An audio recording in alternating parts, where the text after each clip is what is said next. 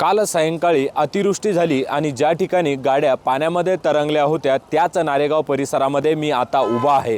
काल सायंकाळी या ठिकाणी अतिवृष्टी झाली आणि पुराच्या पाण्यामध्ये या गाड्या तरंगताना जे दृश्य आहे ते समोर आले होते। या संपूर्ण ज्या गाड्या नाल्याच्या बाजूला उभ्या आहेत या संपूर्ण गाड्या पाण्यामध्ये तरंगलेल्या होत्या। तर अनेक इथं जे घरं आहेत, नागरी वस्ती आहे, त्यामध्ये देखील मोठ्या प्रमाणात पाणी शिरलेलं होतं।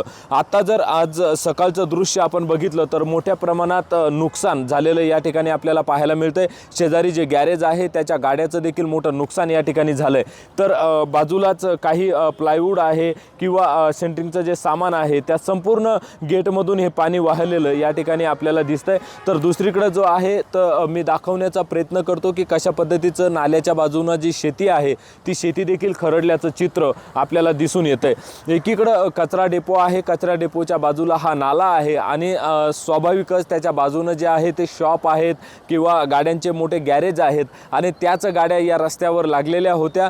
पुराचं पाणी नाल्यामध्ये न सामावल्यामुळे हे पाणी जे आहे ते नागरी वस्तीमध्ये शिरलं आणि अनेक घरामध्ये जीवनावश्यक वस्तू ज्या आहेत त्याचं देखील नुकसान या ठिकाणी आपल्याला पाहायला मिळतं। सोबतच शेती असेल, चारचाकी वाहनं असेल आणि घरातील जीवनावश्यक वस्तू असेल याचं मोठं नुकसान झालेलं आपल्याला या परिसरात पाहायला मिळतंय। अविनाश कानडजे, न्यूज 18 लोकमत, छत्रपती संभाजीनगर।